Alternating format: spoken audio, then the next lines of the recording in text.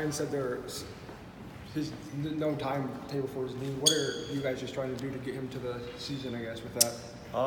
He made a lot of really good progress, probably last week and a half, and so he'll be out there today. We're going to practice here in a little bit. He'll be out there today just in all, I say 5 on 0, but 1 on 0, anything on 0, he'll be out there for the next 2 days. All 4 of those guys seem really close. Yeah, this is the first time. It's unique. It's probably helped our chemistry this summer and the things that we've been doing. And we've had some injuries and different things, but I've never brought a group in that all 4 of them knew each other when they walked on campus. And so that's been unique, but it's been very, very positive. The fact that we're not going through a learning curve. We've got returning guys, and then we've got the freshmen that they're not learning each other. They know each other. They're familiar with each other. And so I think that's been very good. How do you temper expectations?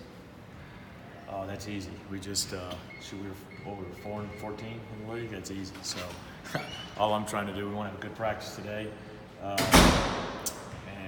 we want to continue to build our chemistry and continue to understand that we've really just talked about playing for Iowa State and representing Iowa State the right way. And if we do that on a daily basis, then we have a chance to do some good things. I like our group. I do like our group. I like our character. I like 1 through 13, the roster makeup.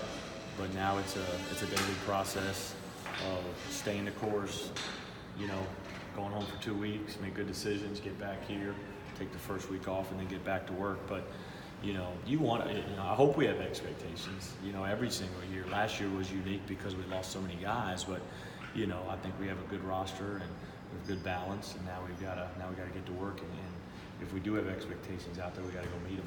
What do you expect out of? You gonna let Travis get a question? No. I'm beginning to wonder. What do you expect? Respect your orders. What do you expect out of Taylor? The biggest thing that I expect from him from day one is just to be a sponge.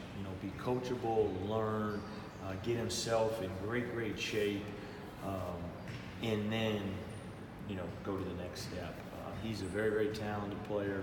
He's shown some great flashes out there, but as a freshman, it's a big learning curve, and so my biggest thing for him is not worry about all the outside expectations, just worry about internally, what's going on here. If he does that, then he has a chance to have a really good year for us.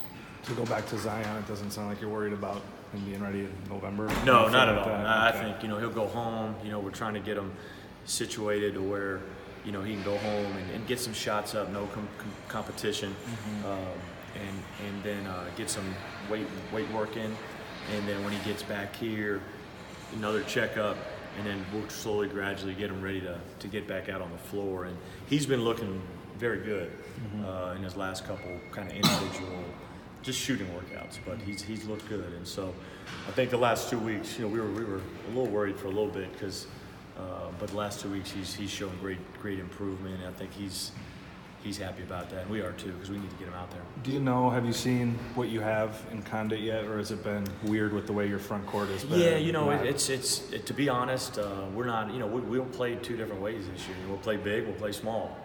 We haven't done anything big-wise yet because of the roster makeup. Everything we're doing right now is either 5 out, 4 out, is basically what you would term, small ball. I think George is showing some flashes. Now, he's a freshman, and he's, trying to catch up in different areas, but he's shown some flashes of, he's coachable to where you can say, hey, next time do this, and the next play down, he does that. And like I told him, with big guys, the change happens fast. You can stay, and then all of a sudden, man, bam, and he takes a big jump. And that's why he's got to have his daily habits good. But I think he's got a chance to, to do some good things. He's skilled. I think he has good basketball IQ. You just got to continue to get bigger and stronger. Is your roster's at full strength? Is he someone you think would potentially play as a freshman? Right now I'm looking at them all to play.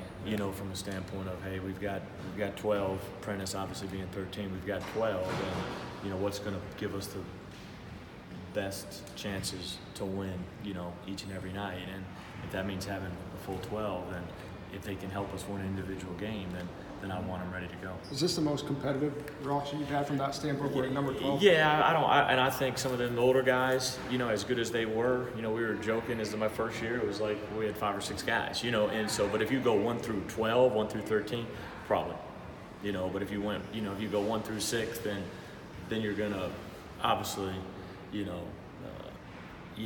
not gonna make that argument, but if you're gonna say 1 through 12, yeah, just because we've got more numbers, we've got a little bit more versatility, a little bit more depth. Do we have the experience and the savviness and some of the things that those older guys brought to the table? No, we don't have that yet, but we got to work towards that. You talked about tailoring in his body. What's he need to do? He just got to. His first summer, he's really, he's just got to continue to get in shape. Continue to, get in the weight room, get on the court. He's done some great things.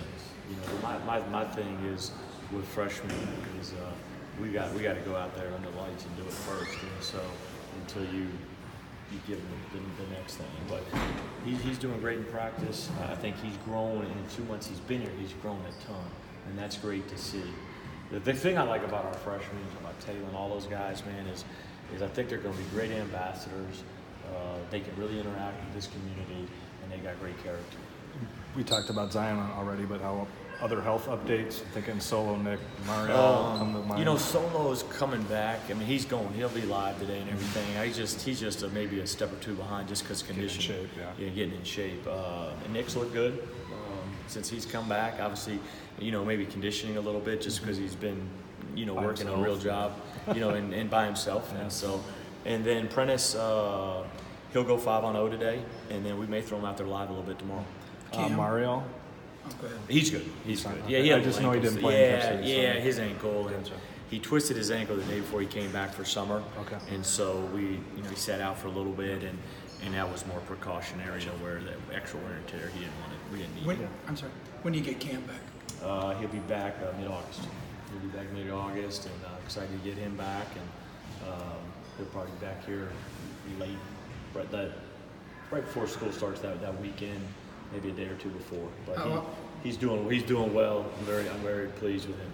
Without having really any idea what his situation is, does he have hurdles to climb to be back here and get everything squared away, or is it just a matter of showing up and? No, when he comes back, he's back, and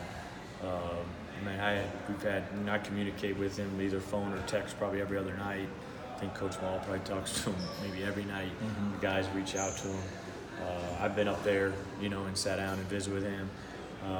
Other coaches have too. I'm very pleased where he's at. And like I said, it's about habits. It's about what can I do for Cameron, that Cameron's successful 5, 10, 15 years, and not just in this moment. If I just wanted him in the moment, I wouldn't do anything. I need him to change his life from the standpoint of down the road. And so that's what it's about. And so it's more about habits than it is about one particular thing. It's the holistic thing I'm looking at.